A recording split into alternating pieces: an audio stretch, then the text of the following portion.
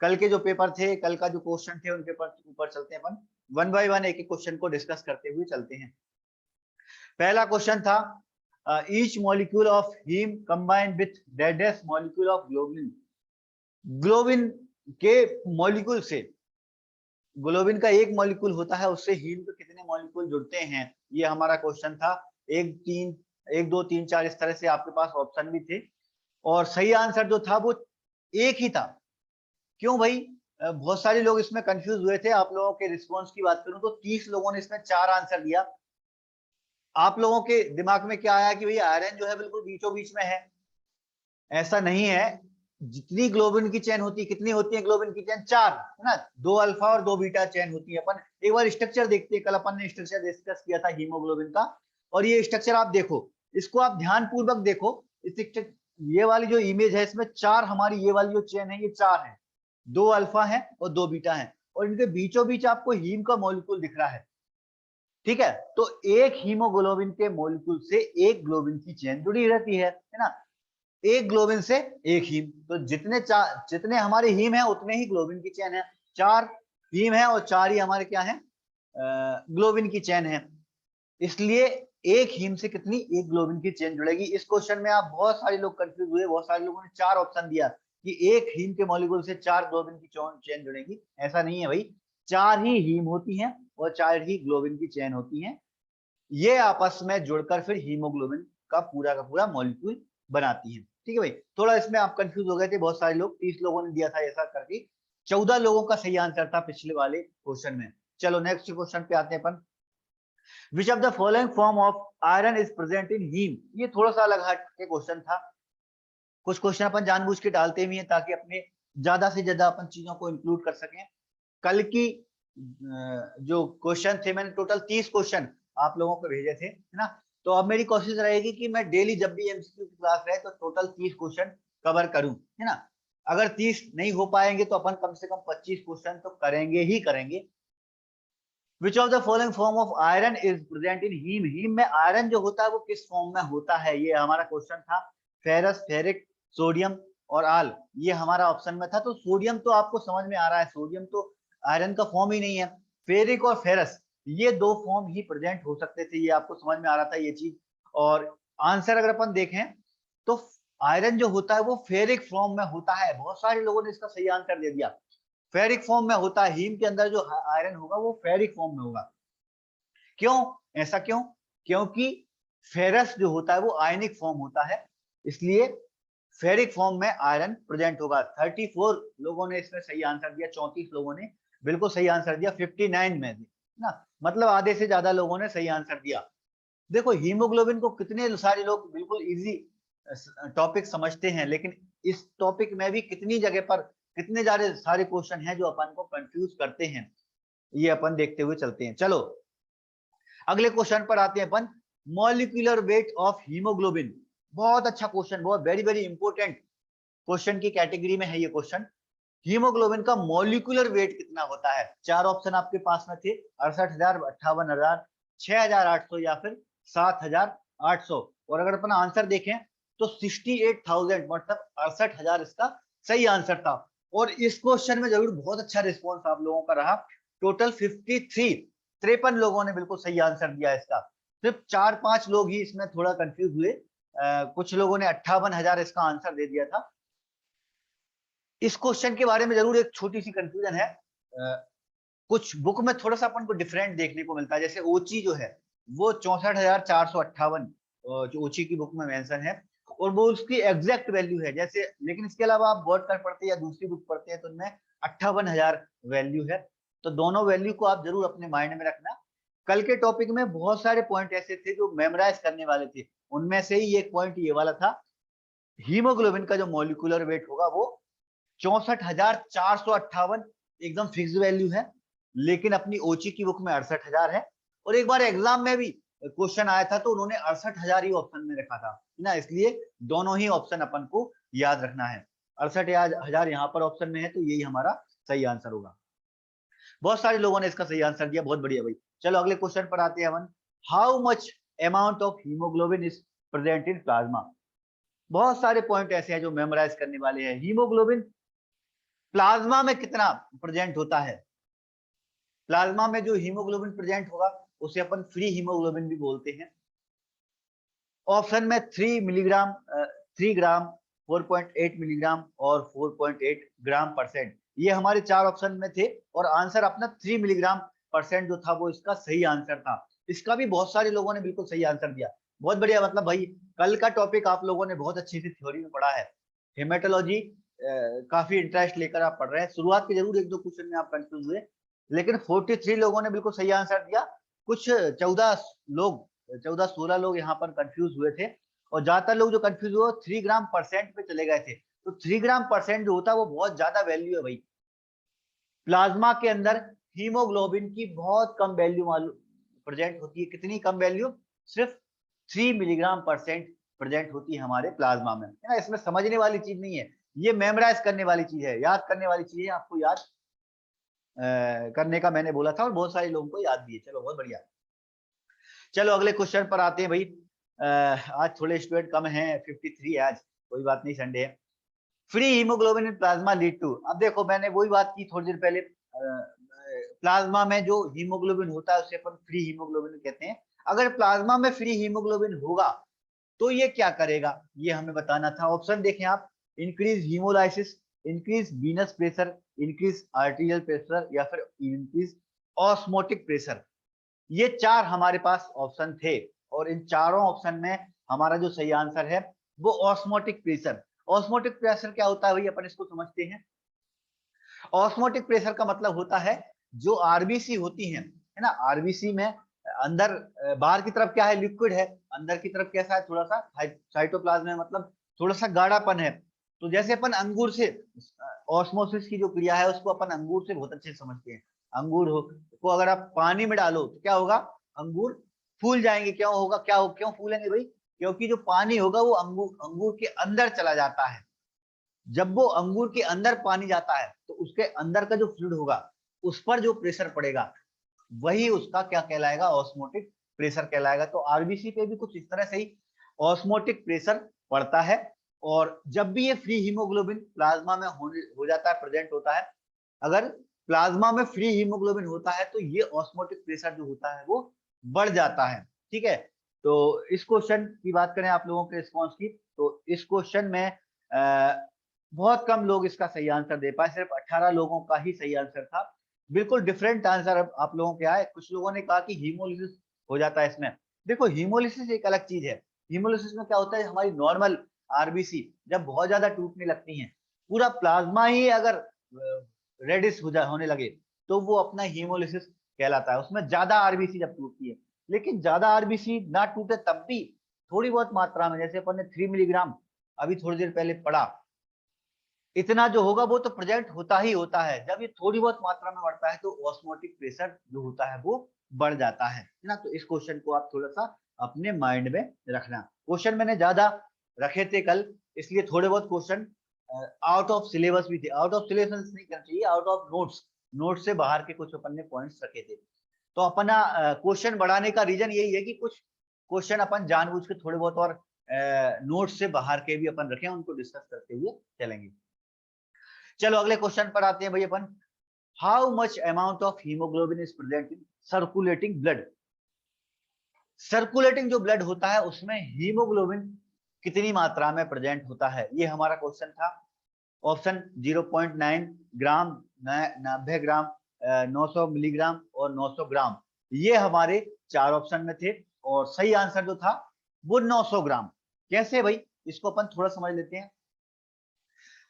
Haemoglobin की normal value आप लोगों को याद होगी।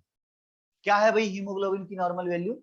एक एडल्ट पर्सन की बात करें, एडल्ट मेल पर्सन की, तो 13 से 18 या 13 से 16 अपन हीमोग्लोबिन की नॉर्मल वैल्यू मानते हैं।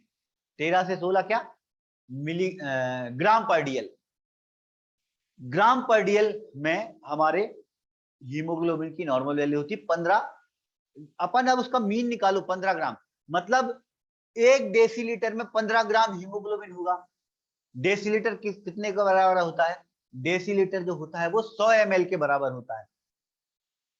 1 डेसीलीटर 100 ml, और 100 ml में कितना हीमोग्लोबिन हो गया, 15 ग्राम। ये हमारी नॉर्मल वैल्यू कहती है। जब अपन नॉर्मल वैल्यू याद करते हैं सीबीसी की, तो अपन यही याद करते हैं ना, 13 से 16, 13 से 18। तो उसमें से आप 15 बीच का मीन वैल्यू निकालो, तो 15 ग्राम जो होगा वो अपना 1 डेसीलीटर में होगा। मतलब 100 ml के अंदर 15 ग्राम होगा। और जब 100 के अंदर 15 होगा तो 1000 के अंदर कितना होगा? 150। अपन 10 से मल्टीप्लाई कर देंगे। अपनी बॉडी में कितना ब्लड होता है? अपनी बॉडी में टोटल जो होता है वो 6 लीटर के आसपास होगा। तो अभी अपन ने थोड़ी देर पहले जब कैलकुलेशन किया तो अपन ने क्या देखा कि 1 लीटर में 150 ग्राम हीमोग्लोबिन निकला, और टोटल 6 लीटर ब्लड है अपनी बॉडी में। टोटल 6 लीटर है, मतलब 150 को अपन मल्टीप्लाई कर दो 6 से।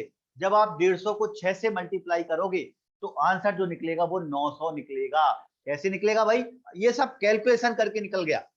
900 ग्राम को आप याद ही करने की जरूरत नहीं है। बस दो चीजें आपने याद रख ली। हीमोग्लोबिन की नॉर्मल वैल्यू तो आपको याद होती ही है, 15 ग्राम पर डीएल करके आपने मान लिया। डीएल मतलब 100 ml, 1 लीटर में मतलब 150 ग्राम।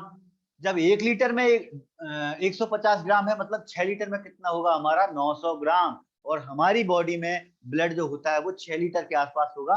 तो हीमोग्लोबिन कितना होगा? वो 900 ग्राम के आसपास होगा, है ना। इस तरह के क्वेश्चन को आप कुछ इस तरह से भी दिमाग लगा के आंसर दे सकते हो, है ना। वैसे आप नॉर्मली याद कर सको तो बहुत ही अच्छा कि हमारी बॉडी में टोटल जो हीमोग्लोबिन होगा वो 900 ग्राम होगा। चलो अगले क्वेश्चन पर आते हैं अपन। How many molecules of haemoglobin are present in a single RBC? बहुत अच्छा क्वेश्चन, वेरी इंपॉर्टेंट क्वेश्चन की कैटेगरी में आता है ये। अपनी जो आरबीसी होती है, अगर एक सिंगल आरबीसी की बात करेंगे तो एक सिंगल आरबीसी के अंदर हीमोग्लोबिन के कितने मॉलिक्यूल होंगे, ये हमारा क्वेश्चन था। ऑप्शन आपके पास 2 से 3, 3 से 4, 4 से 5, 5 से 7, ये हमारे ऑप्शन थे। और आंसर में 2 से 3 मिलियन ये हमारा आंसर था। मतलब एक आरबीसी के अंदर 2 से 3 मिलियन, बहुत बड़ी संख्या है ये। 2 से 3 मिलियन कोई छोटी मोटी संख्या नहीं है। सोचो आप, आरबीसी हमारी कितनी छोटी है और उसके अंदर भी 2 से 3 मिलियन हीमोग्लोबिन के मॉलिक्यूल्स प्रेजेंट होते हैं। ठीक है। और आप लोगों के रिस्पॉन्स बहुत अच्छा रहा इस क्वेश्चन में। 49 लोगों ने बिल्कुल सही आंसर दिया। बहुत बढ़िया। मतलब भाई जो ये याद करने वाले पॉइंट मैंने कल की क्लास में डाले थे, ये आप लोगों ने बहुत अच्छे से पढ़े हैं, याद है आपको। ज्यादातर लोगों ने बिल्कुल सही आंसर दिया। सिर्फ कुछ लोग ही इसमें कंफ्यूज हुए, करीब 8-10 लोग इसमें कंफ्यूज हुए। बाकी 49 लोगों ने बिल्कुल सही आंसर दिया है। 2 से 3 मिलियन हीमोग्लोबिन के मॉलिक्यूल होते हैं एक सिंगल आरबीसी में। अगला क्वेश्चन देखते हैं अपन भाई। 270 से 300 मिलियन कहाँ पढ़ लिया संजय तुमने? रेफरेंस मुझे भेजना व्हाट्सएप पे, है ना। देखो ये एक चीज मैं फिर रिपीट करूंगा, मेडिकल एक ऐसा सब्जेक्ट है जिसमें बड़ा डिफरेंट देखने को मिलता है।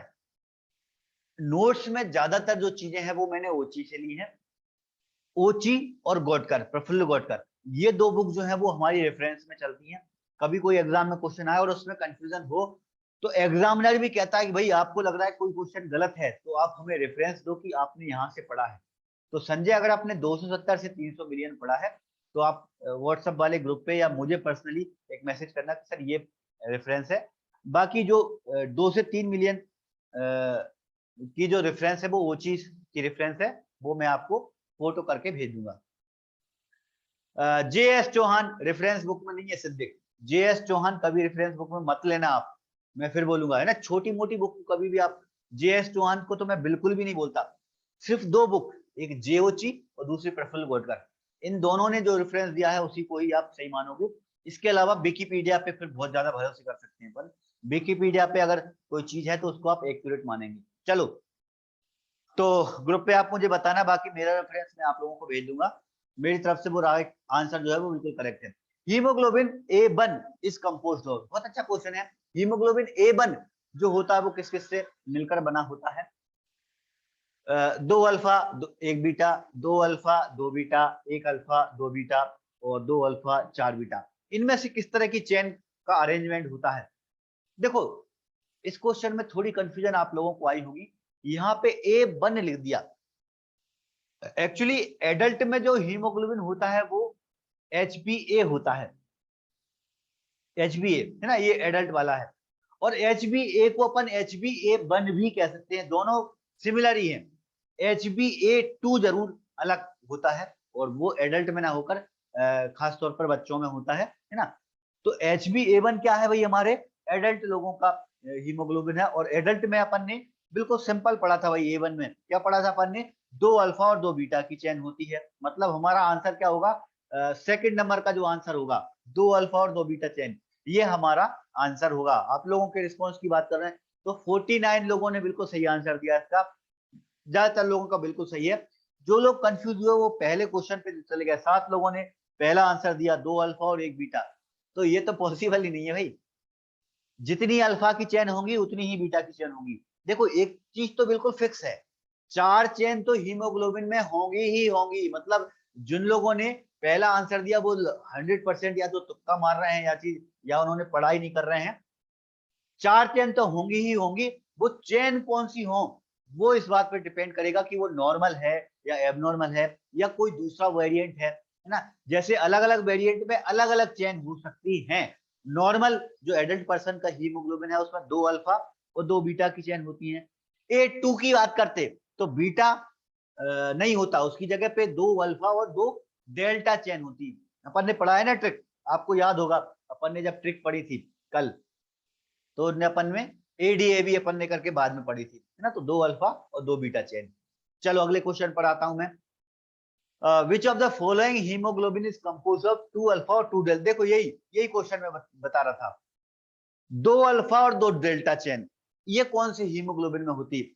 ये एक ही क्वेश्चन है, एक ही क्वेश्चन अलग अलग टाइप से आ सकता है। इससे पहले वाले क्वेश्चन में ऊपर हीमोग्लोबिन दे दिया, नीचे चेन पूछ ली। इस वाले क्वेश्चन में ऊपर चेन दे दी, नीचे हीमोग्लोबिन पूछ लिया।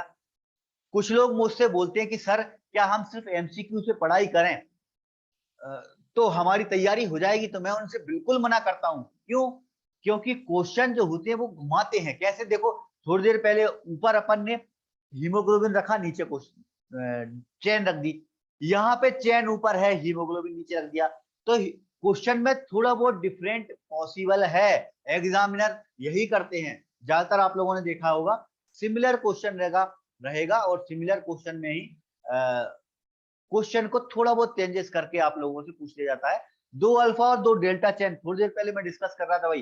हीमोग्लोबिन A2, A1 तो हमारा अल्फा और बीटा है, A2 जो होता है वो कौन सा होता है, 2 अल्फा और 2 डेल्टा चेन का बना होता है। मतलब दूसरा वाला जो आंसर होगा वो एकदम इसमें करेक्ट आंसर होगा। इसमें भी बहुत सारे लोगों ने बिल्कुल सही आंसर दिया, 47, लगभग 45 से 50% लोग जो है वो बहुत अच्छी पढ़ाई कर रहे हैं। 50 लोग है ना, 50 लोग के आसपास बहुत अच्छी पढ़ाई कर रहे हैं। मतलब जितने लोगों ने, 60 लोगों ने आंसर दिया, तो कुछ लोग तो भाई तुक्के ही मार के चलते हैं। देखो ज्यादातर लोगों ने A1 दे दिया। A1 हमारा नॉर्मल हीमोग्लोबिन है, एडल्ट वाला, जो थोड़ी देर पहले अपन पढ़ रहे थे। A1 में क्या होगा, 2 अल्फा और 2 बीटा की चेन प्रेजेंट होती हैं। ठीक है भाई, बहुत बढ़िया। देखो दिनेश ने लिखा भी है। ये टेबल एक बार अपन रिवाइज कर लेते हैं। इसी टेबल से क्वेश्चन बने हैं ये दोनों। 6 तरह के नॉर्मल हीमोग्लोबिन वेरिएंट अपन ने पढ़े हैं। 6 तरह के हीमोग्लोबिन वेरिएंट में 4 जो होते हैं ऊपर वाले, ये फीटल के होते हैं, फीटस के होते हैं नॉर्मली। फीटस में ये हीमोग्लोबिन प्रेजेंट होते हैं, गोअर 1, गोअर 2, पोर्टलैंड और HbF, है ना। तो उनके क्या कंपोजिशन है, गोअर 1 की जेटा और एप्सिन, गोअर 2 की अल्फा और एप्सिन, पोर्टलैंड की जेटा और गामा, HbF की अल्फा और गामा, HbA2 की जो होगी वो A और D, AD का मतलब अल्फा और डेल्टा चेन, HbA1 की क्या होगी, अल्फा और बीटा चेन। ये अपन ने ट्रिक पढ़ी है। याद करने के लिए कैसे याद करें ट्रिक, मैंने थोड़ा सा बताया था भाई। अल्फाबेट में Z सबसे आखिरी में आता है, A सबसे पहले आता है, तो आप पहले Z और A लिख लो। ऊपर में दोनों में E लगा दो, नीचे दोनों में G लगा दो। तो ट्रिक क्या बन जाएगी, ZEAE, ZGAG। फिर बाद में फिर ADAB, तो आपको याद करना बिल्कुल सिंपल है। ADAB बोलते टाइम या अल्फा डेल्टा अल्फा बीटा करके भी आप याद कर सकते हैं। बड़ी इंपॉर्टेंट टेबल है, इससे क्वेश्चन आते हैं एग्जाम में, इसको आप जरूर याद कर लेना। ठीक है भाई, ये पूरी की पूरी ट्रिक है। इससे आप जितने भी हमारे नॉर्मल है ना, नॉर्मल एबनॉर्मल वाले अलग हैं, अपने नॉर्मल हीमोग्लोबिन वेरिएंट हम इस ट्रिक से याद कर सकते हैं। अगले क्वेश्चन पर आते हैं अपन। Which of the following haemoglobin is present in largest amount. देखो कितना अच्छा क्वेश्चन है, कौन सा हीमोग्लोबिन सबसे ज्यादा मात्रा में प्रेजेंट होगा? भाई सबसे ज्यादा मात्रा में वही प्रेजेंट होगा ना जो सबसे ज्यादा नॉर्मल है, एडल्ट में जो सबसे ज्यादा मात्रा में प्रेजेंट होगा। कौन सा होता है सबसे नॉर्मल? सबसे नॉर्मल हमारा A1 होता है, एडल्ट वाला हीमोग्लोबिन। बाकी के जितने होते हैं वो फीटस के होते हैं, लेकिन थोड़े बहुत मात्रा में 1-2% जो होंगे वो फीटस वाले, जैसे HbF है, HbA2 है ना, ये भी प्रेजेंट हो सकते हैं, लेकिन बहुत कम मात्रा में। कितने कम मात्रा में? 6% जो होता है वो A2 प्रेजेंट हो सकता है, 1% जो हो सकता है HbF प्रेजेंट हो सकता है ना। बाकी पोर्टलैंड और गोवर 1 गोवर 2 ये तो बिल्कुल ना के बराबर होते हैं एडल्ट पर्सन में, क्योंकि बिल्कुल ही फीटस के हैं वो। एज के जो अपन ने जो थोड़ी देर पहले टेबल आपके सामने रखी थी वो एज के हिसाब से है।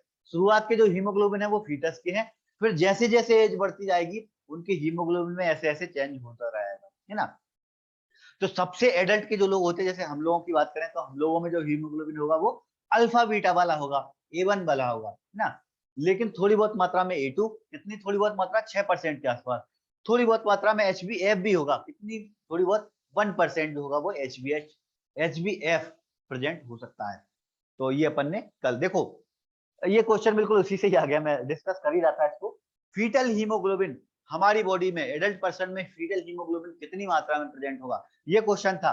और अभी थोड़ी देर पहले मैं डिस्कस कर ही रहा था, मुझे ध्यान ही नहीं था कि ये क्वेश्चन भी है, तो लेकिन मैंने डिस्कस करते करते ही आपको बता दिया। फीटल हीमोग्लोबिन जो होगा वो 1% होगा, HbA2 जो होगा वो लगभग 5 से 6% होगा, है ना। ये तीनों के आप याद रखना। एडल्ट पर्सन में ऐसा नहीं कि एडल्ट में A2 HbF बिल्कुल ही नहीं होगा, 1% HbF, 6% के आसपास HbA2। बाकी मोस्टली मोस्टली कितना? 97%। 97% जो होता है वो कौन सा होता है? HbA1 एडल्ट लोगों में प्रेजेंट होता है। इस वाले क्वेश्चन में आप लोगों के रिस्पॉन्स देखूं मैं, तो आप लोगों ने इसका इस वाले क्वेश्चन में आप बहुत कंफ्यूज हुए फीटल हीमोग्लोबिन में। बिल्कुल डिफरेंट डिफरेंट आंसर आप लोगों के आए हैं। 19 लोगों ने बिल्कुल सही आंसर दिया था इसका। बाकी 2 नंबर का 17 लोगों ने दिया, C नंबर का 12 लोगों ने दिया, 3 नंबर का, चौथे नंबर का 11 लोगों ने दिया। बिल्कुल सबसे ज्यादा क्वेश्चन में कंफ्यूज हुए थे, इसी क्वेश्चन में आप कंफ्यूज हुए। 19 लोगों के इसमें बिल्कुल सही है, 59 लोगों में से 40 लोगों ने बिल्कुल गलत आंसर दिया। HbF कितना? 1% प्रेजेंट होगा। नोट्स में नहीं था इसलिए शायद आप लोग कंफ्यूज हो गए होंगे, कोई बात नहीं। क्वेश्चन मैंने ज्यादा इसीलिए रखे हैं ताकि अपन इन चीजों को इंक्लूड कर लें। चलो अगले क्वेश्चन पर आते हैं अपन। Which of the following haemoglobin are foetal life haemoglobin? Foetal life क्या होती है? फीटल लाइफ डिलीवरी से पहले, है ना, डिलीवरी से पहले की लाइफ फीटल लाइफ, जो माँ के पेट के अंदर जो बच्चा होगा उसमें हीमोग्लोबिन कौन सा प्रेजेंट होगा? गोवर 1 गोवर 2 पोर्टलैंड, ये सारे के सारे भाई फीटल वाले हीमोग्लोबिन ही हैं। HbF भी फीटल वाला है, लेकिन HbF जो होता है वो डिलीवरी के बाद भी कुछ टाइम तक प्रेजेंट होता है ना। तो अपन उसको थोड़ा कह सकते हैं कि वो इन्फेंट में भी प्रेजेंट होगा। लेकिन ये जो तीनों हैं, गोवर 1 गोवर 2 और पोर्टलैंड, अंतर क्या है इनमें? अंतर इतना है कि इनमें जो चेन होंगी वो अलग चेन होंगी, उनका उनमें अमीनो एसिड कम होंगे। होता क्या है भाई, हमारी जो अल्फा और बीटा की चेन है उनमें अमीनो एसिड बहुत ज्यादा चाहिए, है ना। अल्फा के लिए कितने चाहिए? 141। बीटा के लिए कितने अमीनो एसिड चाहिए? 146। तो इतने ज्यादा अमीनो एसिड फीटल लाइफ में इकट्ठे नहीं हो पाते, कम अमीनो एसिड की चेनें बनती हैं। कम अमीनो एसिड की चेन बनने से जो हीमोग्लोबिन बनता है वही हमारे गोवर 1 गोवर 2 और पोर्टलैंड है ना। तो उनमें अपन ने पढ़े हैं, क्या पढ़े हैं? जेटा एप्सिलिन पढ़ा है अपन ने, अल्फा एप्सिलिन पढ़ा है, ये अपने गोवर 1 गोवर 2 के हैं। पोर्टलैंड के कौन से हैं? अपने जेटा और गामा। और इसके बाद में अपन ने HbF का पढ़ा है, जेटा और सॉरी अल्फा और गामा, ये अपना HbF का है ना। तो ये ट्रिक बड़ी इंपॉर्टेंट ट्रिक है ना, इससे क्वेश्चन इस तरह से बनते हैं एग्जाम में। चलो अगले क्वेश्चन पे आते हैं। पुराने वाले क्वेश्चन का आप लोगों का आंसर 42 लोगों ने बिल्कुल सही दिया था। 13 नंबर क्वेश्चन पे आते हैं अपन। हीमोग्लोबिन एस, हीमोग्लोबिन एस जो है वो अपना कौन सा आ गया? अभी तक अपन ने नॉर्मल हीमोग्लोबिन वेरिएंट देखे, नॉर्मल के बाद ये जो है वो एबनॉर्मल हीमोग्लोबिन वेरिएंट है। एबनॉर्मल हीमोग्लोबिन वेरिएंट भी 6 तरह के अपन ने पढ़े हैं। हीमोग्लोबिन एस कौन सा होता है, ये अपन से पूछा आप कल। तो ऑप्शन आपके पास क्या थे, कौन से नंबर की चेन किससे रिप्लेस कर रही है, 6 नंबर की चेन है या 121 की या 26 नंबर की, और कौन रिप्लेस कर रहा है, ये हमारा क्वेश्चन था। और आंसर क्या था भाई, पहला पहला आंसर जो था वो बिल्कुल सही था। 6वें नंबर का जो ग्लूटामिक एसिड होता है उसको विलाइन रिप्लेस कर देता है। विलाइन जब उसको हटा देगा तो वो क्या कहलाएगा, 6वें नंबर का ग्लूटामिक। विलाइन जब 6वें नंबर के ग्लूटामिक एसिड को हटाएगा तो वो हीमोग्लोबिन हमारा हीमोग्लोबिन एस होगा। और इस वाली कंडीशन में क्या होता है, आरबीसी जो होती है वो सिकल सेल में कन्वर्ट होने लगती है। डिसीज होती है सिकल सेल एनीमिया, पढ़ेंगे अपन आगे चल के। सिकल सेल एनीमिया पेशेंट को हो जाता है अगर ये कंडीशन होती है, अगर एचबीएस ज्यादा मात्रा में प्रेजेंट होगा। आप लोगों का रिस्पॉन्स देखूं तो 50 लोगों ने इसका बिल्कुल सही आंसर दिया। बहुत सारे लोग बिल्कुल सही आंसर वाले थे, कुछ लोग कंफ्यूज हुए और उन्होंने दूसरा तीसरा चौथा करके आंसर दिया। 9 लोगों ने गलत आंसर दिया, बाकी ज्यादातर लोग 50 लोगों ने बिल्कुल सही आंसर दिया है ना। चलो अगला क्वेश्चन देखते हैं। देखो ये टेबल थी हमारी एबनॉर्मल वेरिएंट वाली, 6 अपन ने एबनॉर्मल वेरिएंट पढ़े हैं, एक बार रिवाइज भी कर लेते हैं आज की क्लास में भी। टेट्रामर अगर है बीटा चेन की तो HbH है। विलाइन अगर रिप्लेस कर रहा है 6वें नंबर की ग्लूटामिक एसिड को तो HbS होगा। लाइसिन अगर रिप्लेस कर रहा है 6वें नंबर की ग्लूटामिक एसिड को तो HbC होगा। ग्लूटामाइन अगर रिप्लेस कर रहा है 121 को तो HbD होगा। लाइसिन अगर 26वें नंबर को कर रहा है तो HbE होगा। ये अपन ने पढ़े और किस कंडीशन में प्रेजेंट होती है ये भी अपन ने दिखा है ना।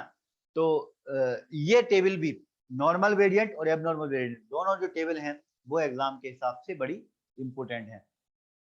ये टेबल भी आप मेमोराइज कर लेना, इसके लिए मैंने अलग से कोई ट्रिक नहीं बनाई। चलते हैं अगले क्वेश्चन पे। Oxy haemoglobin and deoxy haemoglobin, ये क्या है, ऑक्सी हीमोग्लोबिन या डीऑक्सी हीमोग्लोबिन।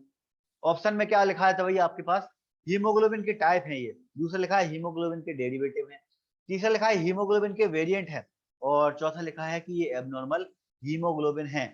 इस क्वेश्चन में आप लोग बड़े कंफ्यूज हुए, 36 लोगों ने इसमें सही आंसर दिया। बहुत सारे लोग कितने 25 एक लोग करीब जो है 24-25 लोग इसमें कंफ्यूज हुए। ज्यादातर लोगों ने टाइप ऑफ हीमोग्लोबिन कहा कि ये हीमोग्लोबिन के टाइप हैं, ऑक्सी हीमोग्लोबिन और डीऑक्सी हीमोग्लोबिन। क्यों भाई आप क्यों कंफ्यूज हो गए, अपन ने पढ़ा तो था थ्योरी क्लास में, फ्राइडे को पढ़ा था अपन ने, क्या पढ़ा था भाई, वेरिएंट जो होते हैं उनमें स्ट्रक्चर में चेंजेस हो जाता है, लेकिन स्ट्रक्चर में चेंजेस ना होकर हीमोग्लोबिन से कोई चीज जुड़ रही है तो वो हीमोग्लोबिन का डेरिवेटिव कहलाता है।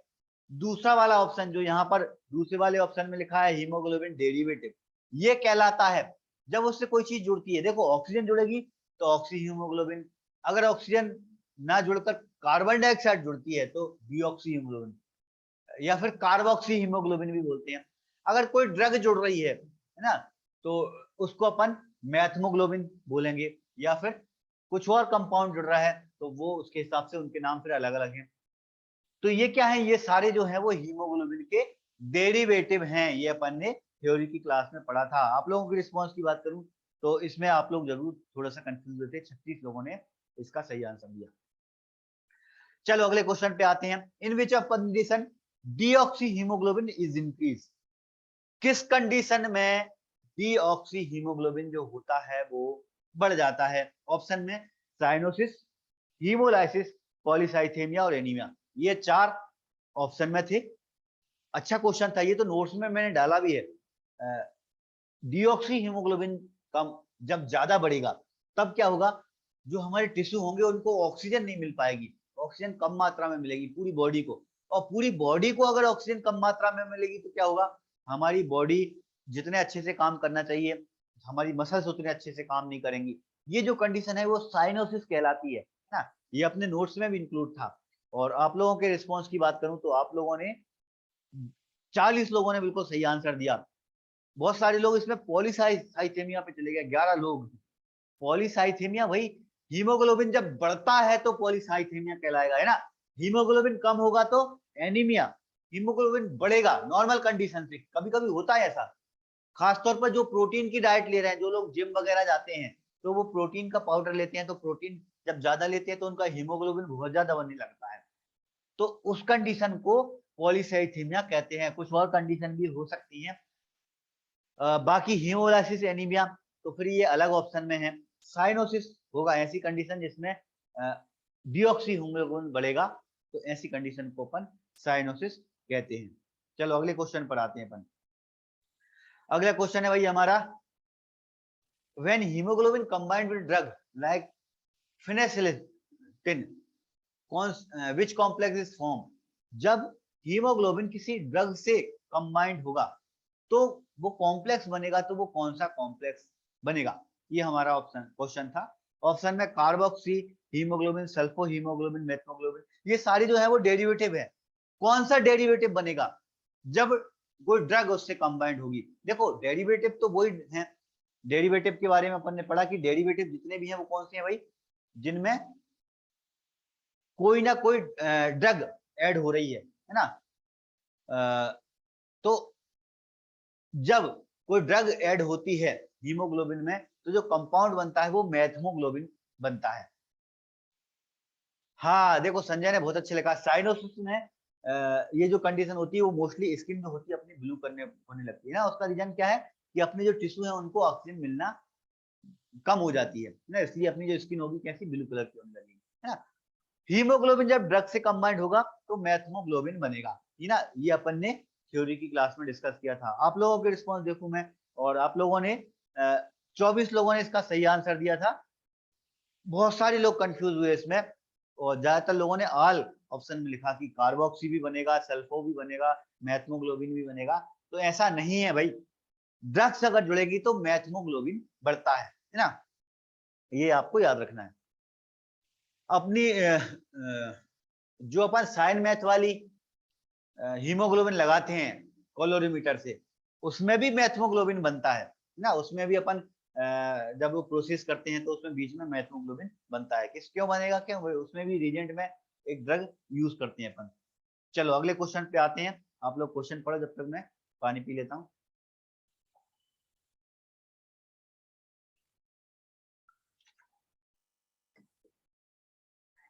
चलो, what is normal level of carboxy haemoglobin adult. चारों ऑप्शन एक्सप्लेन करिए सर। बिल्कुल, देखो सचिन, कार्बोक्सी हीमोग्लोबिन मतलब हीमोग्लोबिन में जब कार्बन डाइऑक्साइड जुड़ता है ना। अपनी जो वेन होती है, वेन में हीमोग्लोबिन जो होता है वो कार्बन डाइऑक्साइड को लेके जाता है।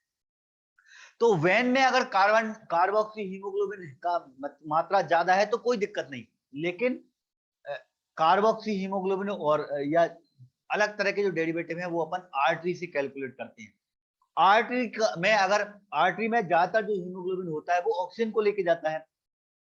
अगर आर्टरी के अंदर ही हीमोग्लोबिन कार्बन डाइऑक्साइड को बहुत ज्यादा मात्रा में कैरी कर रहा है तो इसे अपन क्या बोलेंगे, इस तरह का हीमोग्लोबिन हमारा कार्बोक्सी हीमोग्लोबिन। हीमोग्लोबिन के साथ कार्बन डाइऑक्साइड ऐड होगी। दूसरा लिखा है सल्फो, अगर सल्फर सल्फर अगर हीमोग्लोबिन के साथ ऐड हो रहा है तो सल्फर हीमोग्लोबिन। बाकी मेथमोग्लोबिन तो अपन ने पढ़ा ही है, ड्रग वगैरह अगर हैं उससे ऐड हो रही है तो वो अपना मेथमोग्लोबिन कहलाएगा। ठीक है भाई सचिन। चलो अगले क्वेश्चन देखते हैं अपन। नॉर्मल लेवल एडल्ट में कार्बोक्सी हीमोग्लोबिन का नॉर्मल लेवल कितना होता है, ये अपन ने ऑप्शन में देखे। ऑप्शन देखो, अब चार ऑप्शन थे, 1.14, 0.16, 2.94 और 6.74। और आंसर क्या था भाई, कार्बोक्सी हीमोग्लोबिन बहुत कम मात्रा में होता है। मैं फिर बोलूंगा, ये जितनी भी वैल्यू है ये सारी की सारी आर्टरी वाले ब्लड से कैलकुलेट होती है ना। ये अपने नॉर्मली अपन टेस्ट लगाते नहीं है इनका, लेकिन जब भी कैलकुलेशन होगा तो ये आर्टरी से होगा। आर्टरी में मोस्टली जो हीमोग्लोबिन होगा वो ऑक्सी हीमोग्लोबिन होगा। कार्बोक्सी जो होगा वो बहुत कम, 1% से भी कम, 1% से भी कम मतलब 0.16% कार्बोक्सी हीमोग्लोबिन होता है जो एडल्ट में प्रेजेंट होगा। जो लोग स्मोकिंग करते हैं, जैसे बीड़ी सिगरेट वगैरह पीते हैं, वो बहुत ज्यादा पीते हैं है ना, उनका कार्बोक्सी हीमोग्लोबिन और ज्यादा होता है, करीब 4% तक भी हो सकता है। 4% से भी अगर किसी का ज्यादा होता है तो पेशेंट को फिर तकलीफ होने लगती है ना। स्मोकर में कितना होगा, 4% होगा। अगला क्वेश्चन है भाई हमारा, मैं हीमोग्लोबिन सी जो होगा इसे हम कौन सा हीमोग्लोबिन बोलते हैं। Christian haemoglobin, coolie haemoglobin, cool haemoglobin या सेल हीमोग्लोबिन? बड़ा सिंपल क्वेश्चन था, है ना। कल अपन ने जब टेबल पढ़ी थी एबनॉर्मल हीमोग्लोबिन की, है ना। एबनॉर्मल हीमोग्लोबिन है ये हमारा variant, haemoglobin C. Haemoglobin C जो रहता है उसको अपन कूली हीमोग्लोबिन बोलते हैं, है ना। ये क्या नाम किस आधार पे है? ये ज्यादातर जो मेडिकल के टर्म होते हैं ये साइंटिस्ट के आधार पे होते हैं ना। हो सकता है कोई कूली नाम का कोई साइंटिस्ट होगा, उन्होंने रख दिया होगा, है ना। तो अपन को तो याद रखना है सी का मतलब क्या है यहाँ पे, कूली। हीमोग्लोबिन सी मतलब मतलब HbC अगर है तो इसका मतलब वो कौन सा हीमोग्लोबिन है, कूली हीमोग्लोबिन। ठीक है, अच्छा क्वेश्चन था, याद था। आप लोगों के रिस्पॉन्स की बात करूं अगर इस क्वेश्चन में 48 लोगों ने बिल्कुल सही आंसर दिया, इसमें अच्छा रिस्पॉन्स था आप लोगों का। बहुत कम लोग ही इसमें कंफ्यूज दिए, मतलब आप लोगों को मालूम था कि HbC जो होता है वो कूली हीमोग्लोबिन कहलाता है। अगले क्वेश्चन पे आता हूं, देखो फिर से स्टूडेंट अपने 60 हो गए, बहुत बढ़िया। हीमोग्लोबिन डी कहां पे कॉमन होता है? हीमोग्लोबिन डी, है ना। वैसे तो ये एबनॉर्मल है, अपन ने पढ़ा जितने भी अपन ने HbC हो गया, HbD हो गया, HbE हो गया, HbS हो गया है, ये सारे के सारे एबनॉर्मल हीमोग्लोबिन वेरिएंट हैं। लेकिन कुछ हीमोग्लोबिन वेरिएंट ऐसे भी हैं एबनॉर्मल वाले जो किसी खास पॉपुलेशन में प्रेजेंट होते हैं। जैसे HbD की बात करें, HbD जो होता है ये मोस्टली पंजाब के लोगों में ज्यादातर प्रेजेंट होता है, पंजाबी पॉपुलेशन में, पंजाब के लोगों में ज्यादातर देखने को मिलेगा ना। आप अब ये बात होगी भाई पंजाब लोगों को दिक्कत नहीं होगी क्या? बिल्कुल होगी, किसी भी पॉपुलेशन में हो प्रॉब्लम तो होगी ही होगी, है ना। पंजाबी लोगों में ये प्रॉब्लम, कहने का मतलब क्या है कि पंजाबी लोगों में इसकी वजह से काफी कुछ प्रॉब्लम होती है। ज्यादातर जो होता है ये HbD जो होगा वो पंजाबी पॉपुलेशन में प्रेजेंट होता है। इसके अलावा और भी अपन ने बंगाली पॉपुलेशन का भी पढ़ा है, एक बंगाली पॉपुलेशन में HbE प्रेजेंट होता है ना, ये अपन ने थ्योरी की क्लास में पढ़ा था। ये देखो मैं टेबल दोबारा से खोल देता हूँ वो टेबल, ये किस किस जगह पे पंजाबी पॉपुलेशन पे HbD, बंगाली पॉपुलेशन में HbE प्रेजेंट होता है ना। HB जो C होता है वो कूली हीमोग्लोबिन कहलाता है, HbS सिकल सेल एनीमिया में प्रेजेंट होगा। बाकी HbH और Hb बाट ये जो होते हैं वो टेट्रामर होते हैं। अगर बीटा चेन का टेट्रामर है तो HbH, अगर गामा चेन का टेट्रामर है तो Hb बाट। ठीक है, ये हमारा तो पॉपुलेशन में 52 लोगों ने बिल्कुल सही आंसर दिया था भाई, बहुत बढ़िया। पंजाबी पॉपुलेशन में HbD होता है, ये आप लोगों को मालूम था, मतलब बहुत कम लोग ही इसमें कंफ्यूज हुए, बहुत बढ़िया भाई, है ना। बंगाली बंगाली का भी याद रखना आप, HbE जो होता है वो बंगाली में प्रेजेंट होता है। अगले क्वेश्चन पे आते हैं अपन। In beta thalassaemia there is increase in number, beta thalassaemia में कौन सा हीमोग्लोबिन जो होता है वो बढ़ जाता है? ये हमारा क्वेश्चन था, अच्छा क्वेश्चन था ये। बीटा थैलेसीमिया, देखो थैलेसीमिया जब अपन पढ़ रहे थे थ्योरी में तो अपन ने क्या पढ़ा, थैलेसीमिया का मतलब है कि एक कोई चेन कम हो रही है। अब जो नाम है थैलेसीमिया का, जिस नाम के आधार पर है वही चेन उसकी कम हो रही है। जैसे बीटा थैलेसीमिया मतलब बीटा चेन कम हो रही है, अल्फा थैलेसीमिया मतलब अल्फा चेन कम हो रही है। अगर अब बीटा चेन कम हुई तो कौन सा हीमोग्लोबिन बढ़ेगा भाई? मालूम है आपको, बीटा चेन अगर कम होगी तो HbA1 जो होगा वो कम बनेगा। अगर HbA1 कम बनेगा तो उससे बाद वाले जो हीमोग्लोबिन है HbA2 और HbF ये दोनों बढ़ना शुरू हो जाएंगे। क्यों भाई? क्योंकि इन दोनों में ही बीटा चेन प्रेजेंट नहीं होती। आपको मालूम है HbA2 में कौन सी चेन होती है? अल्फा होती है और डेल्टा होती है। अल्फा और डेल्टा ADAB पढ़ा ना अपन ने, याद है आपको? ADAB ये अपन ने बाद में पढ़ा था। A2 में कौन सी होती है? अल्फा और डेल्टा, मतलब इसको बीटा चेन की जरूरत नहीं है। HbF में कौन सी होती है वो भी आपको मालूम होगा, अल्फा और गामा। अल्फा गामा हमारी HbF में है। मतलब ये ऊपर के जो दोनों हीमोग्लोबिन हैं दोनों में ही बीटा चेन की जरूरत नहीं है। तो जब भी बीटा चेन बनना कम होगी तो ये दोनों जो हीमोग्लोबिन होते हैं वो इनका परसेंटेज जो होता है वो बढ़ जाता है। 6% HbA2 होता है तो वो 6 की जगह और बढ़ जाएगा। HbF 1% होता है तो 1% से भी ज्यादा हो जाएगा, है ना। तो इसमें सचिन कंफ्यूजन की जरूरत नहीं है। बीटा चेन देखो अपन ने पढ़े थे कल थ्योरी की क्लास में, नॉर्मल वेरिएंट जो पढ़े थे ना, नॉर्मल वेरिएंट में सबसे नॉर्मल अपना 97% होता है HbA1 होगा। तो उसमें अल्फा और बीटा, देखो बीटा चेन, देखो एक चीज और है, बीटा चेन जो है उसमें सबसे ज्यादा मात्रा में अमीनो एसिड होते हैं। कितने? 146। सबसे ज्यादा अमीनो एसिड है, मतलब सबसे ज्यादा मेहनत करना पड़ेगी उस वाली चेन को बनाने में, बीटा चेन को बनाने में। हमारा जो बॉडी होगी उसको सबसे ज्यादा मेहनत, सबसे ज्यादा, जितनी ज्यादा लंबी चेन जोड़ना होगी किसी को उतनी ज्यादा मेहनत लगेगी, है ना, उतने ज्यादा अमीनो एसिड की जरूरत पड़ेगी। अल्फा चेन को थोड़ी कम पड़ेगी, क्यों? क्योंकि उसमें सिर्फ 141 अमीनो एसिड हैं। तो ये A2 और F ये बहुत जल्दी बन जाएंगे, क्योंकि इनमें अमीनो एसिड जो होंगे वो कम होते हैं, बीटा चेन में ज्यादा होते हैं, इसलिए थोड़ी सी दिक्कत आती है बनने में। तो कभी बीटा चेन में ज्यादा दिक्कत आ रही है तो क्या होगा, A2 और A1 जो होते हैं वो ज्यादा बनना शुरू हो जाते हैं। आप लोगों का रिस्पॉन्स देखूं मैं इस क्वेश्चन में, 34 लोगों ने इसमें सही आंसर दिया। वैसे तो बहुत आधे से ज्यादा लोगों ने सही दिया है इसका आंसर, बाकी फिर भी बहुत सारे लोग इसमें कंफ्यूज हुए। ओवरऑल मैं देखूं इस टॉपिक में भी आप बहुत सारे क्वेश्चन में कंफ्यूज हुए, 34-35 लोगों ने ही हर तरह के आंसर। देखो देखो ये टेबल मैं फिर दोबारा खोल दी मैंने।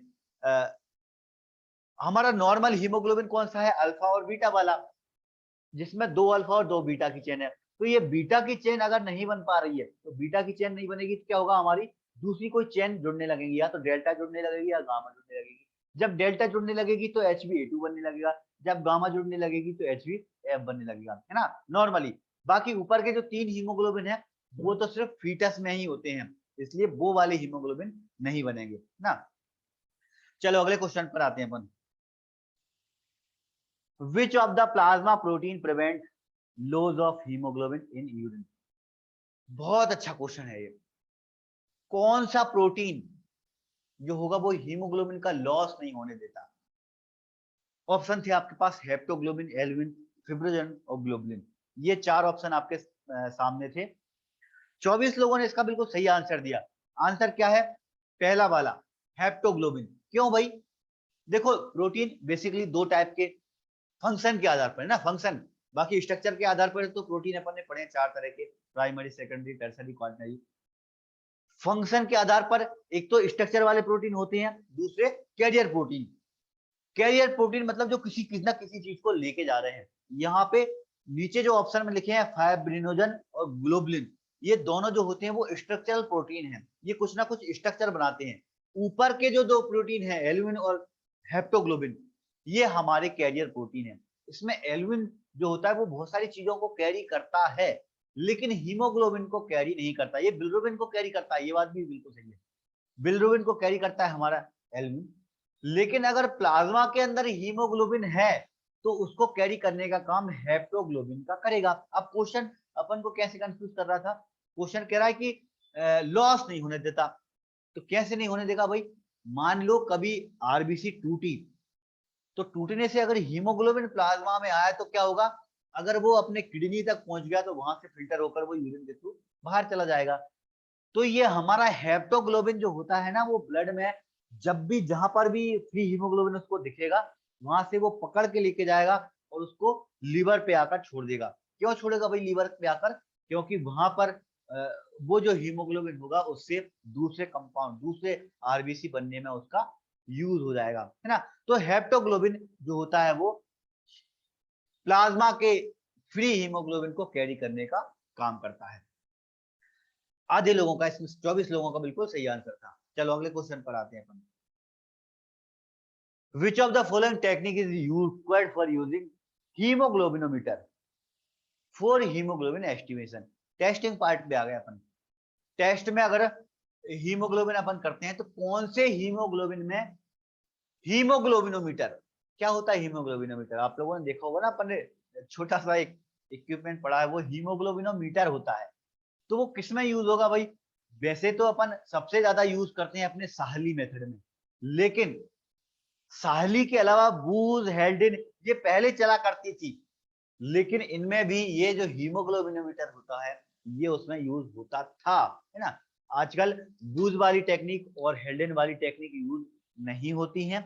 लेकिन अगर क्वेश्चन पूछा है कि यूज, उन्होंने पूछा कि हीमोग्लोबिनोमीटर का यूज कहाँ पे, तो भाई ये वाली टेक्निक जो है इनमें भी हीमोग्लोबिनोमीटर, मतलब साहली वाला जो अपन ने पढ़ा था, देखा था, ये 2 टेक्निक में भी यूज होता है। मतलब ऑप्शन जो था वो हमारा चौथे नंबर का आंसर जो था वो बिल्कुल सही था। 20 लोगों का ही इसमें सही आंसर आया, ज्यादातर लोग इसमें कंफ्यूज हुए। 38 लोगों ने साहली कहा, क्योंकि आपको मालूम है कि साहली जो है वो हमारी नॉर्मल, सबसे नॉर्मल टेक्निक है। साहली मेथड का हम यूज करते हैं, बिल्कुल सही भाई। वैसे तो आप लोगों ने एक हिसाब से सही दिमाग लगाया, साहली का हम ज्यादातर यूज करते हैं, लेकिन ये जो दो टेक्निक है बूज वाली और हेल्डेन, इनमें भी हीमोग्लोबिनोमीटर का यूज होता था ना, या कहीं कहीं पे होता हो तो अभी भी होता है। चलो अगले क्वेश्चन पर आते हैं अपन। एसिड हिमेटिन, एसिड हिमेटिन कौन सी वाली टेक्निक में बनता है? अच्छा क्वेश्चन है। ये क्वेश्चन ऐसे भी आ सकता है कि एसिड हेमेटिन हम कौन सी टेक्निक को बोलते हैं। एक्चुअली हमारी जो साहली मेथड होती है, जिसमें अपन जब लगाते हैं है ना हीमोग्लोबिन, N/10HCl है ना, N/10HCl लेकर जब अपन उसमें हीमोग्लोबिन ऐड करते हैं, तो जो कंपाउंड बनता है वही कंपाउंड है हमारा एसिड हिमेटिन। तो साहली मेथड को अपन एसिड हिमेटिन मेथड भी कह सकते हैं। ठीक है भाई, तो दोनों का नाम एक ही है। यहाँ पे क्वेश्चन बना पूछा है कि एसिड हिमेटिन किसमें बनता है, तो किसमें मेथड में बनेगा? हमारी साहली वाली जो मेथड होगी, इसमें हमारा एसिड हिमेटिन बनता है। साइन मैथमोग्लोबिन में तो मैथमोग्लोबिन बनता है, स्पेसिफिक ग्रेविटी में कुछ बनता नहीं है। ये तो डायरेक्ट डिप अगर बूंद नीचे चली गई तो हीमोग्लोबिन का पता चल जाएगा, उसमें ज्यादा है। हेल्डेन वाली मेथड में हमारी एल्कलाइन हिमेटिन बनता है। दूसरा आंसर बिल्कुल सही था भाई। आप लोगों का रिस्पॉन्स देखूं तो 45 लोगों ने बिल्कुल सही आंसर दिया, ज्यादातर लोगों ने इसका बिल्कुल सही आंसर दिया। बहुत बढ़िया भाई, मतलब इस क्वेश्चन में आप लोग कंफ्यूज नहीं हुए।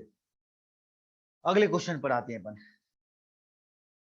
विच of the following haemoglobin is detected by Sahli technique? Sahli की जो टेक्निक होती है उसमें अपन कौन सा वाला हीमोग्लोबिन डिटेक्ट करते हैं?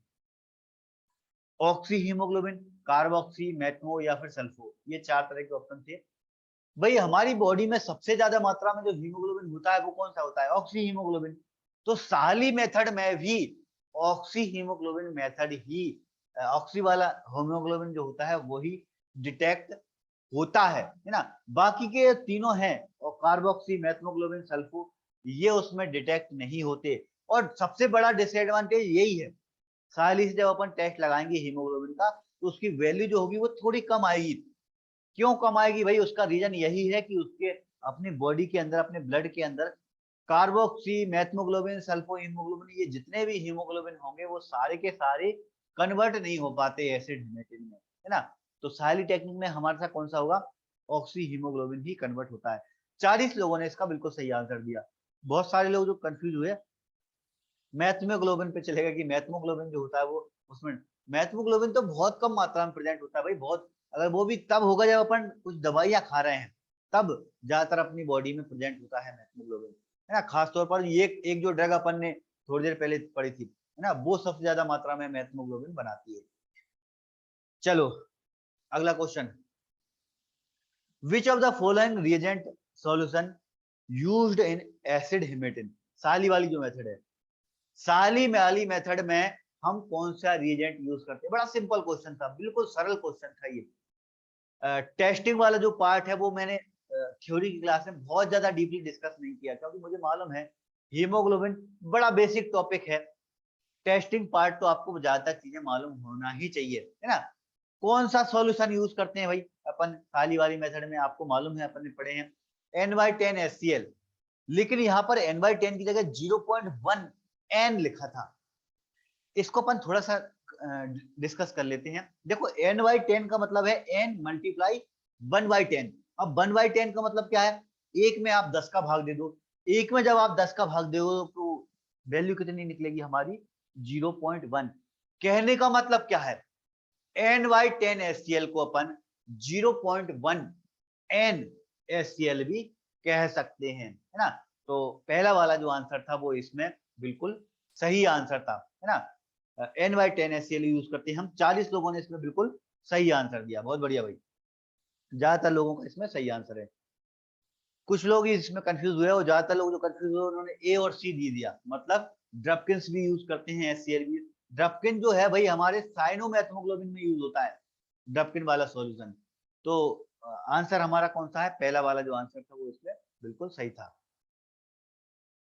लास्ट में आयरन स्टोर, हाँ, हेप्टोग्लोबिन जो होता है वो स्टोर भी कर लेता है। चलो 26 नंबर क्वेश्चन पे आते हैं अपन। Haemoglobin react with ferric cyanide and form. Cyanomethaemoglobin का प्रिंसिपल मैंने बोला था भाई, आप वैसे तो प्रिंसिपल ज्यादातर एग्जाम में नहीं आते, लेकिन जो मेन बड़े टेस्ट हैं वो बड़े इंपॉर्टेंट, जैसे बायोकेमिस्ट्री में अपन ने शुगर पढ़ा, हेमेटोलॉजी में हीमोग्लोबिन, दो टेस्ट ऐसे हैं, इनके प्रिंसिपल आपको मालूम होना चाहिए। हीमोग्लोबिन की सबसे अच्छी टेक्निक होती है साइनोमैथ्मोग्लोबिन। साइनोमैथ्मोग्लोबिन में क्या होता है भाई, पहले हीमोग्लोबिन जो होता है वो फेरिस साइनाइड है ना, फेरिस साइनाइड में से रिएक्ट करेगा और क्या बनाता है भाई हमारा, ये थोड़ी देर पहले अपन डिस्कस कर रहे थे मैथ्मोग्लोबिन, ये बनाएगा मैथ्मोग्लोबिन, और उसके बाद में फिर वो साइनाइड से रिएक्ट करके क्या बनाएगा, साइनोमैथ्मोग्लोबिन बनाएगा, है ना।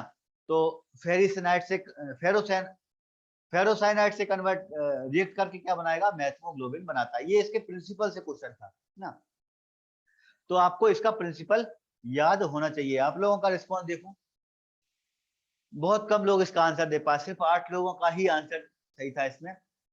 बहुत सारे लोग कंफ्यूज हुए, ज्यादातर लोगों ने साइनोमैथ्मोग्लोबिन 2 नंबर का आंसर दे दिया। देखो कंफ्यूज क्यों हुए आप, साइनोमैथ्मोग्लोबिन मेथड का नाम आप लोगों को याद है, लेकिन वो जो नाम है उसके सबसे आखिरी में कंपाउंड में, सबसे आखिरी में कंपाउंड कब बनेगा, पहले वो मैथ्मोग्लोबिन बनाएगा, मैथ्मोग्लोबिन आगे चल के फिर साइनाइड से रिएक्ट करके साइनोमैथ्मोग्लोबिन बनाता है ना। तो बीच में क्या कंपाउंड बनेगा हमारा, मैथ्मोग्लोबिन, है ना। तो जो हमारे प्रिंसिपल जितने भी हैं उनमें कभी इस तरह के क्वेश्चन आते हैं तो उनमें इसी तरह से क्वेश्चन पूछते हैं कि कौन सी रिएक्शन होगी तो उनसे कौन सा प्रोडक्ट बनेगा। हालांकि इस तरह के क्वेश्चन अभी तक एग्जाम में कभी भी नहीं पूछे गए, है ना। तो मैंने हमेशा बोलता हूं आप लोगों से, प्रिंसिपल पे आप बहुत ज्यादा रटने मत बैठना। कुछ कुछ जो मेन टेस्ट है उनके बारे में जो मैंने बोलता हूं, जैसे ये हीमोग्लोबिन का है, इसका थोड़ा आप याद कर लेना। हीमोग्लोबिन पहले मैथ्मोग्लोबिन बनाएगा, फेरोसाइनाइड से रिएक्ट करके बाद में साइनोमैथ्मोग्लोबिन बनाएगा, सबसे आखिरी में जो बनता है उसके आधार पर उसका नाम अपन ने साइनोमैथ, अपन वाले उसकी मेथड बोलते हैं। अगले क्वेश्चन पे आते हैं अपन, टोटल तो 30 क्वेश्चन रखे थे अपन ने कल क्लास में। विच of the following is qualitative haemoglobin estimation technique. Qualitative इसका क्या मतलब होता है, इसमें अपन को वैल्यू मालूम नहीं चल पाती है ना। जैसे अपन HIV का टेस्ट लगाते हैं, HbSAg लगाते हैं, ये अपन कभी कार्ड से लगा रहे हैं तो उसमें अपन को सिर्फ यही मालूम चलेगा कि ये पॉजिटिव है या नेगेटिव। तो इस तरह के जो टेस्ट होते हैं जिनमें सिर्फ पॉजिटिव नेगेटिव या कोई एक मतलब अपन को सिर्फ मालूम चल पाएगा कि बड़ा है या कम है, तो इस तरह की जो वैल्यू होती है वो क्वालिटेटिव मेथड कहलाती है। क्वांटिटेटिव मेथड वो होती है जिनमें अपन को फिक्स वैल्यू मालूम चलती है। तो हीमोग्लोबिन में अपन साइनोमैथ्मोग्लोबिन जो करते हैं उसमें अपन को वैल्यू मालूम चलेगी कि किसी का हीमोग्लोबिन है तो कितना है। साहली में भी काफी कुछ मात्रा में मालूम चलती है ना, हालांकि एग्जैक्ट नहीं चलती। लेकिन क्वालिटेटिव की बात करेंगे कि अपन को ये सिर्फ इतना ही मालूम करना हो कि बड़ा है या कम है, तो अपनी स्पेसिफिक ग्रेविटी ये वाली जो मेथड होती है, क्या होता है भाई इस वाली मेथड में, इसमें एक्चुअली अपने पास एक सॉल्यूशन होता है कॉपर सल्फेट का। कॉपर सल्फेट का एक सॉल्यूशन है, उसमें अपन ने एक बूंद ब्लड की डाली, अगर वो डूब गई तो वो हमें बता रही है कि उसका पेशेंट या डोनर या कोई भी पर्सन है उसका हीमोग्लोबिन नॉर्मल है। अब अपन को ये नहीं मालूम चला कि कितना है नॉर्मल, मतलब अपन ने एक फिक्स वैल्यू मान ली कि भाई 12 से ज्यादा है, 12 से ज्यादा है मतलब अपन उसको नॉर्मल मान सकते हैं, ठीक है। लेकिन वैल्यू नहीं बता पा रहा, तो इस तरह के जो टेस्ट होते हैं इनको अपन क्वालिटेटिव मेथड कहते हैं। स्पेसिफिक ग्रेविटी जो है वो अपनी क्वालिटेटिव है।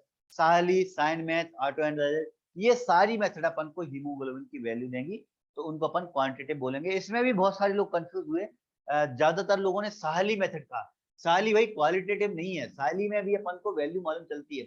ये बात अलग है कि उसमें एकदम एक्यूरेट नहीं होता, 1% जो होता है उसमें वैल्यू ज्यादातर कम आती है, या अपन ये कह सकते हैं कम या ज्यादा हो सकती है। साइनोमैथ्मोग्लोबिन ज्यादा एक्यूरेट वैल्यू है, लेकिन दोनों में ही अपन को मालूम चलेगा। बाकी ऑटो एनालाइजर तो फिर अपना एक्यूरेट वैल्यू देता ही देता है। स्पेसिफिक ग्रेविटी अपनी क्वालिटेटिव वाली मेथड है, इसमें अपन को वैल्यू मालूम नहीं चलेगी, सिर्फ इतना मालूम चलेगा कि हीमोग्लोबिन कम है या ज्यादा है। मोस्टली ब्लड बैंक में अपन यूज करते हैं, ब्लड बैंक में कोई डोनर आया तो अपन देखते हैं कि उसमें हीमोग्लोबिन नॉर्मल है या नहीं। अगर नॉर्मल होगा तो डोनेशन ले लेते हैं, अगर नॉर्मल नहीं है तो डोनेशन नहीं लेते। अगले क्वेश्चन पर आते हैं। 1 litre of blood is normally capable of carrying oxygen. 1 litre जो ब्लड होता है वो कितनी ऑक्सीजन को कैरी कर सकता है? 1 लीटर ब्लड, बहुत अच्छा क्वेश्चन है। ये जो इस तरह के क्वेश्चन होते हैं ये तो अपन को मेमोराइज ही करने पड़ते हैं, और इसके टॉपिक में कुछ टॉपिक ऐसे हैं, कुछ पॉइंट ऐसे हैं जो मेमोराइज वाले हैं। 1 लीटर जो ब्लड होता है वो 200 ml ऑक्सीजन को कैरी कर सकता है। ये अपन ने पढ़ी है वैल्यू, है ना। 200 ml ऑक्सीजन को कैरी कर सकता है हमारा 1 लीटर ब्लड, ये अपन ने पढ़ा था।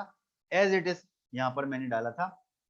और आप लोगों की रिस्पॉन्स की बात करूं इसमें 46 लोगों ने बिल्कुल सही आंसर दिया था, बहुत बढ़िया। ज्यादातर लोगों ने सही दिया था कि 200 ml कैरी करता है। अगले क्वेश्चन पर आते हैं। How many gram of haemoglobin is lost and produce daily by a normal healthy adult? Sir oxygen की यूनिट ml में, हाँ ऑक्सीजन की यूनिट ml में ही होगी रमेश पटेल ना। ऑक्सीजन, वैसे तो ऑक्सीजन क्या है, एक गैस है, लेकिन यूनिट जो होगी वो ml के अंदर ही होगी।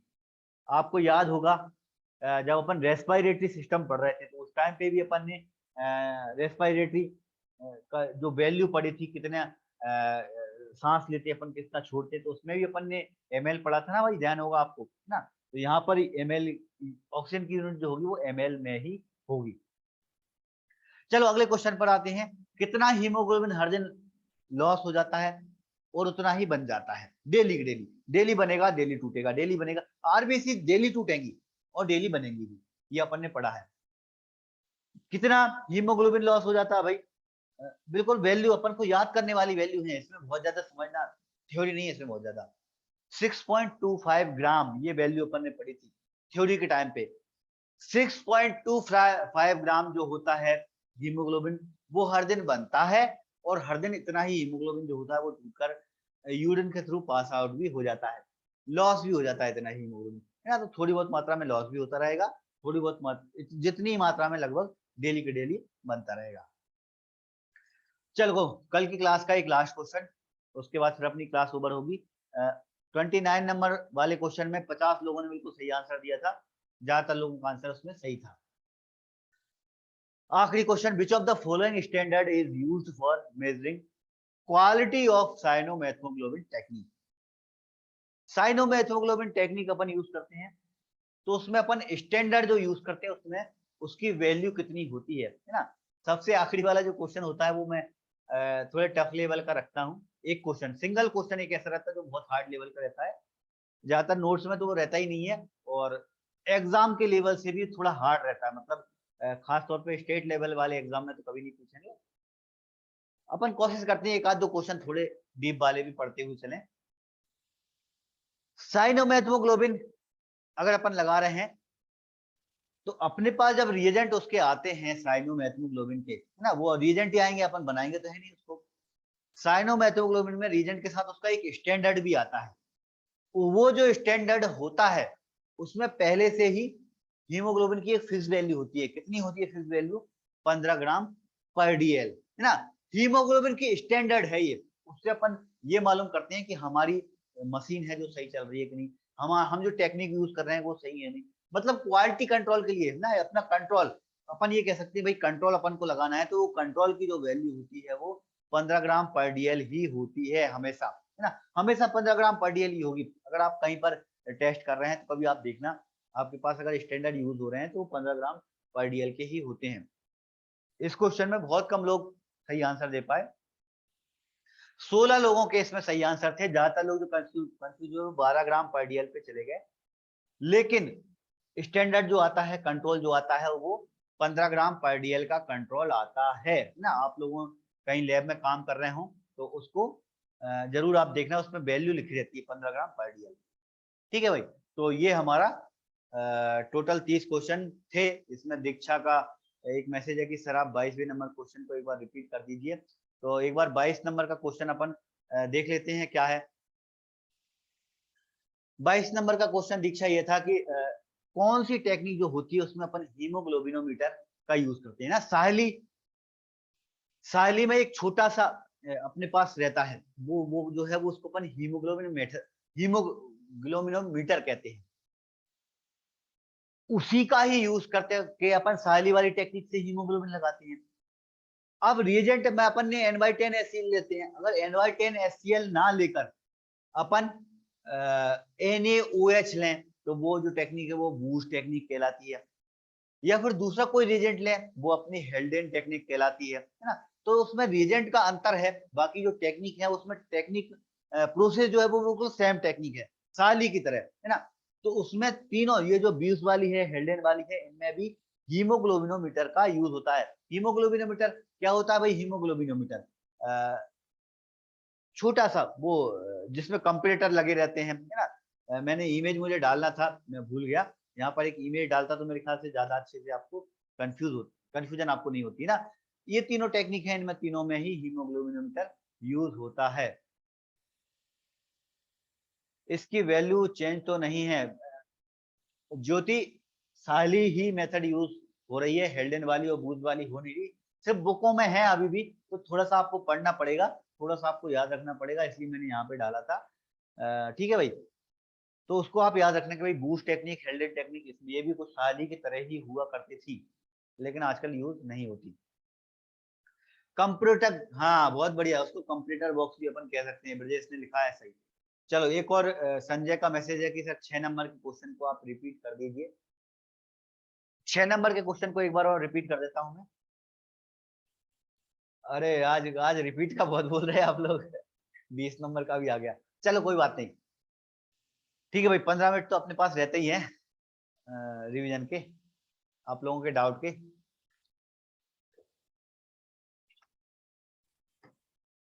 चलो 6 नंबर का क्वेश्चन संजय ने बोला कि रिपीट का, हमारी बॉडी में टोटल हीमोग्लोबिन कितना होता है? देखो, टोटल हीमोग्लोबिन अपन को कैलकुलेट करना है तो कैसे कैलकुलेट करेंगे, है ना। अपने नॉर्मल वैल्यू अपन जो याद करते हैं एक एडल्ट पर्सन में, खासतौर पर मेल एडल्ट पर्सन में, तो लगभग 15 ग्राम पर डीएल उसमें होना चाहिए। 15 ग्राम पर डीएल का मतलब क्या है भाई? डीएल मतलब डेसीलीटर, डेसीलीटर मतलब 100 ml। 100 ml में 15 ग्राम हीमोग्लोबिन होना चाहिए। 100 ml में 15 ग्राम होना चाहिए, इसका मतलब 1 लीटर में कितना होना चाहिए? कैलकुलेट कर सकते हो आप। 15 का जस्ट 10 गुना कर दो, 150 ग्राम, है ना। तो 1 लीटर में कितना होना चाहिए? 150 ग्राम। जब 1 लीटर में 150 ग्राम होना चाहिए तो आप उसको 6 लीटर से करो कैलकुलेट। 6 लीटर क्यों बोल रहा हूं भाई? क्योंकि अपनी बॉडी जो रहती है उसमें टोटल जो ब्लड होता है वो 6 लीटर होता है ना। तो जब 6 लीटर से अपन कैलकुलेट करेंगे तो 150 को आप मल्टीप्लाई करेंगे 6 से। 6 से जब आप मल्टीप्लाई करेंगे तो उसकी जो वैल्यू निकलेगी वो 900 निकलेगी, है ना। तो इस तरह से कैलकुलेशन से ये वैल्यू निकली है। हालांकि बुक में आप पढ़ेंगे तो इसमें बुक में कहीं पे भी इस तरह का कोई कैलकुलेशन नहीं है ना। मैंने ओची से ये पॉइंट उठाया है, ओची की आप बुक पढ़ेंगे तो उन्होंने सिर्फ सिंगल इतना लिखा है कि हमारी बॉडी में 900 ग्राम हीमोग्लोबिन प्रेजेंट होता है, इतना, है ना। बाकी मैंने समझाने के लिए, आपको याद करने के लिए इतने सारे फॉर्मूला आपको बता दी कि 15 ग्राम को आप 6 लीटर से कैलकुलेट करके आप 900 निकाल सकते हो। हालांकि उसी तरह से ही निकला होगा, लेकिन बुक में डायरेक्ट लिखा है, इस तरह से कोई कैलकुलेशन नहीं है। याद करने के लिए आप इस तरह से कैलकुलेशन करके याद कर सकते हैं कि हमारी टोटल बॉडी, पूरी बॉडी में पूरा हीमोग्लोबिन अगर अपन कैलकुलेट करेंगे तो वो 900 ग्राम के आसपास निकलेगा। इसका कैलकुलेशन सेंड कर दूं? चलो ठीक है, सिंपल तो है कैलकुलेशन संजय, ये तो मैंने मेरे हिसाब से दिमाग लगाया है इसमें कैलकुलेशन में। ठीक है, मैं आपको कैलकुलेशन भेज दूंगा। चलो एक और सचिन का मैसेज है कि 20 नंबर को रिपीट कर दो, तो एक बार 20 नंबर का खोलता हूं मैं क्वेश्चन। क्या था भाई 20 नंबर का? क्यों कंफ्यूजन, आप इतनी सारी कंफ्यूजन क्यों हो रही हीमोग्लोबिन के टॉपिक पे, इतनी सारी कंफ्यूजन? चलो कोई बात नहीं। बीटा थैलेसीमिया में कौन सा हीमोग्लोबिन बढ़ेगा, ये क्वेश्चन था हमारा 20 नंबर का। सचिन ने मैसेज किया, रिपीट करिए। बीटा थैलेसीमिया का मतलब है कि बीटा चेन हमारी कम बनेगी। बीटा चेन कम बनेगी तो हमारे जो दूसरे हीमोग्लोबिन जिनमें बीटा चेन की जरूरत नहीं पड़ती, कौन कौन से भाई? अपन एक बार टेबल पे चलते हैं। भाई बीटा चेन की जरूरत हमको सिर्फ हमें कौन से हीमोग्लोबिन में पड़ेगी? HbA1 में।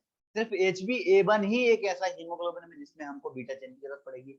बाकी ऊपर पे चले अपन तो इसमें भी बीटा की जरूरत नहीं है, इसमें भी बीटा की। तो बीटा थैलेसीमिया अगर होता है तो ये वाले हीमोग्लोबिन बनना इजी बन सकते हैं, आराम से बन सकते हैं, क्योंकि इसको गामा चेन की जरूरत है, इसको डेल्टा चेन की जरूरत है। अब गामा और डेल्टा ये क्या है? एक्चुअली बीटा जो चेन होती है उसमें 146 अमीनो एसिड होते हैं। अगर 146 अमीनो एसिड पूरे के पूरे नहीं जोड़ पा रहे हैं, कम जुड़े हैं, तो वही अपनी डेल्टा बन जाएगी या गामा बन जाएगी, है ना। तो क्वेश्चन क्या था भाई, अगर बीटा चेन नहीं बन रही तो क्या होगा? बीटा चेन नहीं बनेगी तो हमारे HbF और HbA2 दो तरह के हीमोग्लोबिन जो होते हैं वो ज्यादा बनते हैं। HbA1 जो होता है वो थोड़ा कम बनेगा। ठीक है भाई, अब तो कोई कंफ्यूजन नहीं है। सचिन ने लिखा मैं कर दूंगा। ठीक है सचिन, तुम कर देना।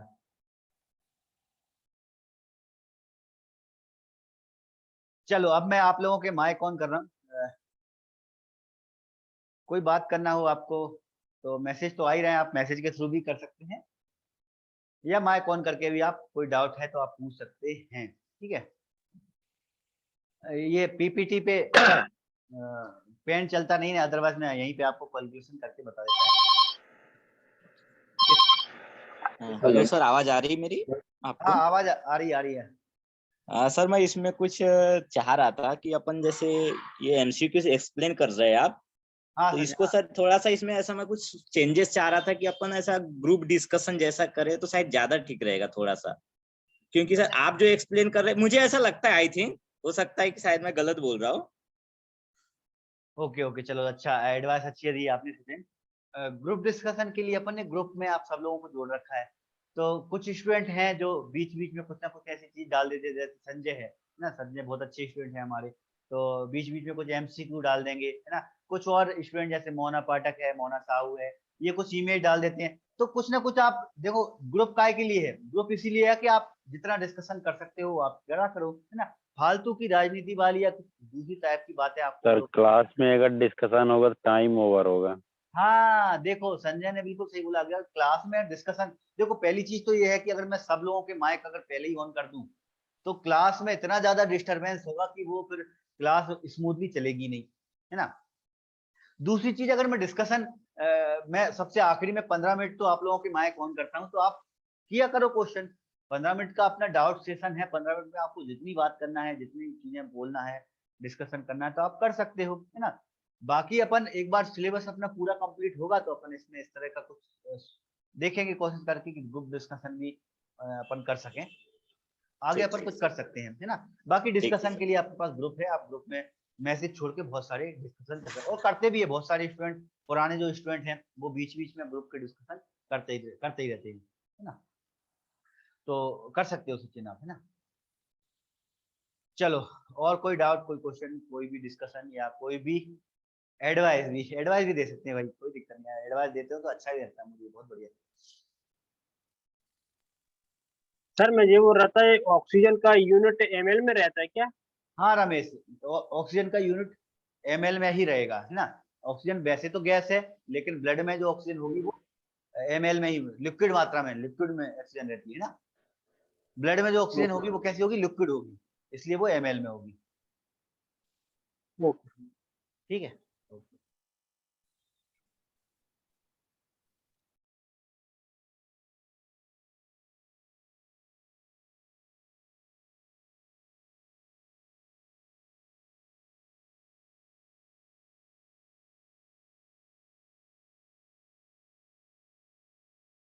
चलो तो भाई क्लास ओवर करता हूँ, अपन अब कल मिलते हैं नए टॉपिक के साथ।